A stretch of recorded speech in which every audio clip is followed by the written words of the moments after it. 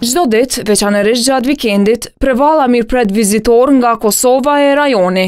Por në këtë fshat malore turistik të Prizrenit, vizitorët nuk kanë shumë mundësi të ndihen komod. Ata thonë se çdo herë që shkojnë atje, shpresojnë të ketë pasur investime, sidomos në infrastrukturë, e të shtohet bukuria natyrës edhe më shumë. Por ka one infrastrukturës shumë vjeshtërt. Vjen për çudi qysh kanë mundur me lënë këtë vend mrekullueshëm, që i ka kriju Perëndia për njerëzimin, infrastruktura është zero. Që 15 vjetë që është që.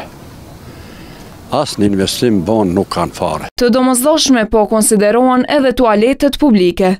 Kjo e katastrofë. Kremashke.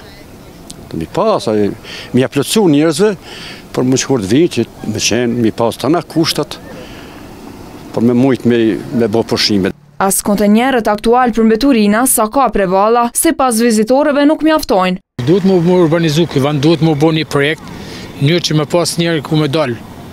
Jo vishin 2-3 vende dhe tush më mshelin sobë. Pikërisht në këtë hapësirë gjelbruese, 2 muaj më parë, një grua u godit nga rufeja dhe si pasojë kishte vdekur në vendngjarje. Si rrjedhoi, po kërkon ekipe mjekësore në këtë zonë. Pëlqen pak deri diku, po as ka ballonte, as ka kur gjujq. E çfarë pëlqimi tani? Ndërtimi i fshatit turistik Prevall ka nisur në vitin 2006 në mbikëqyrje në atë kohë të komunës së Prizrenit, ndërsa nga viti 2015 menaxhohet nga Ministria e Mjedisit dhe Planifikimit Hapësinor.